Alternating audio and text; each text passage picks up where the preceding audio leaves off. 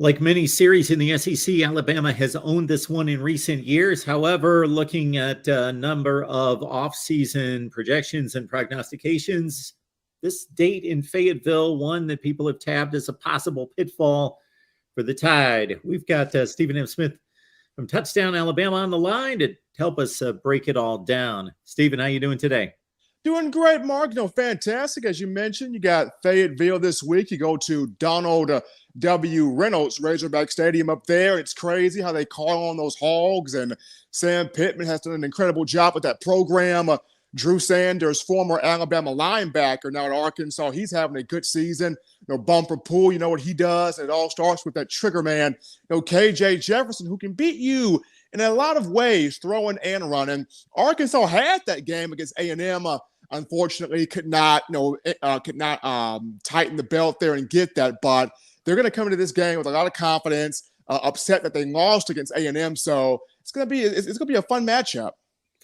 KJ Jefferson tried to hurdle some of his offensive linemen, get into the end zone, would have made it 21-7 Arkansas. Of course, that became a scoop and score for Texas A&M that tightened the belt, as you mentioned, at 14-13, and they took it home from there. And, of course, the doink off the top of the upright, something we've rarely, if ever, seen. Crazy ending to that rivalry matchup there. You can catch Stephen's show In My Own Words right here on YouTube, In My Own Words, every Monday, Wednesday, and Friday at 6 Central Time. All right, let's talk about the Tide. Let's get the injury list out of the way. It's not too rough considering 4 games already in the books for Alabama. They're a pretty healthy football team. Pretty healthy group here, Mark. I mean, against Vanderbilt, they did sustain some bumps and bruises there. Cameron Latu, senior tight end, got hurt on a play, hobbled off the field, but managed to get fine in the medical tent with Jeff Allen and his staff and get right back out there into action. So he's okay.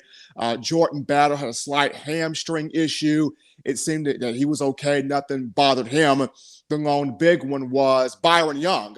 Had to be carted into the locker room. A lot of people thought, ooh, this does not look good. Senior defensive end, who's had a lot of production here where this program is concerned. But per Nick Saban, the x-rays came back negative. So no tendon out of place, no ligament out of place where Byron's ankle is concerned. It is a high ankle sprain, and those things can be highly tricky because sometimes you feel like you can move on it. Sometimes you feel like you cannot move at all on it. And when that happens, Saban trusts the medical staff as to, do we put this guy out here?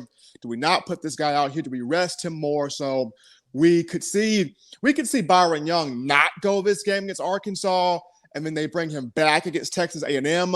We'll see where the medical staff handles this, but he is listed as day-to-day. But Byron Young, the only big one. Also, we did see 3 wide receivers who were banged up a bit in fall camp, that being the likes of JoJo Earl, Tyler Harrell, and Aaron Anderson. They all dressed out for the Vandy game. JoJo Earl, Tyler Harrell both had foot fractures in the preseason. Aaron Anderson had a bit of a knee issue prior to fall camp starting. So it was good to see all 3 of those speedsters at the receiver position dress out, go through pregame drills. All 3 of these could be back by Arkansas, or at least 2 of these 3 could be back for Saturday's game. But if not, then all 3, we could definitely see all 3 for Texas A&M. So Bama, relatively healthy at this time right now. Got some bumps and bruises, but hopefully from an offensive standpoint, it could get some big speed back either this Saturday or next week.